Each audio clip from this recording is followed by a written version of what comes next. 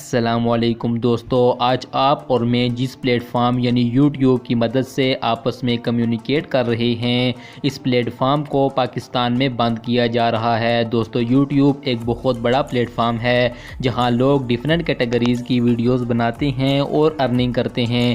دوستو، یوٹیوب اب پاکستان میں اتنا مقبول ہو چکا ہے کہ پاکستان کے کئی ایسے چینلز ہیں جن کے سبسکرائبرز ملین میں ہیں اور وہ لوگ لاکھوں میں ریونیو جنریٹ کر رہے ہیں۔ ایسے میں پی ٹی اے والوں کو اس بات کا خیال رکھنا چاہیے کہ وہ لوگ جو یوٹیوب سے لاکھوں روپے ارننگ کر رہے ہیں، ان کا یوٹیوب بین ہونے کے بعد کیا ہوگا۔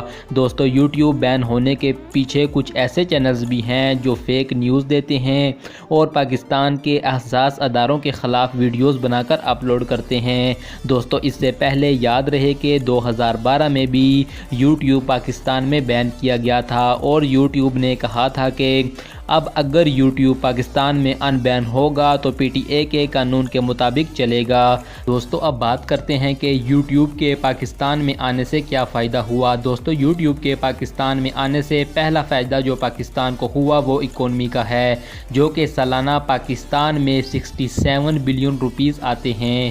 یہ ریونیو یوٹیوبرز جنریٹ کرتے ہیں اور اس سے پاکستان کی معیشت بہت مضبوط ہوتی ہے۔ اس کے علاوہ ٹورزم کو بھی پاکستان میں لانے میں یوٹیوب کا بہت ہی اہم کردار رہا ہے کہ فورنرز اور پاکستانی یوٹیوبرز نے پاکستان کی خوبصورتی کو یوٹیوب پلیٹ فارمز کی مدد سے لوگوں کو دکھایا اور لوگ ٹورزم کے لیے فورنر کنٹریز سے پاکستان میں آئے۔ دوستو، مجھے یوٹیوب پر کام کرتے ہوئے 3 ماہ ہو گئے ہیں۔ ان 3 ماہ میں مجھے ریگولر ویڈیوز اپلوڈ کرتا ہوں۔ جب مجھے یوٹیوب کا بین ہونے کا پتہ چلا تو مجھے کتنا دکھ ہو رہا ہے، مگر ٹھہریے، ان لوگوں کے بارے میں سوچئے جو کہ پچھلے 4-5 سال سے یوٹیوب پر ویڈیوز اپلوڈ کر رہے ہیں۔ دوستو، خدا نخواستہ اگر یوٹیوب پاکستان میں بین ہو گیا تو 10 لاکھ سے زائد لوگ بے روزگار ہو جائیں گے۔ اس کے علاوہ یوٹیوب کے بین ہونے پر ٹویٹر پر بھی لوگ برہم ہیں اور وہ پی ٹی اے کے خلاف طرح طرح کے سوالات اٹھا رہے ہیں۔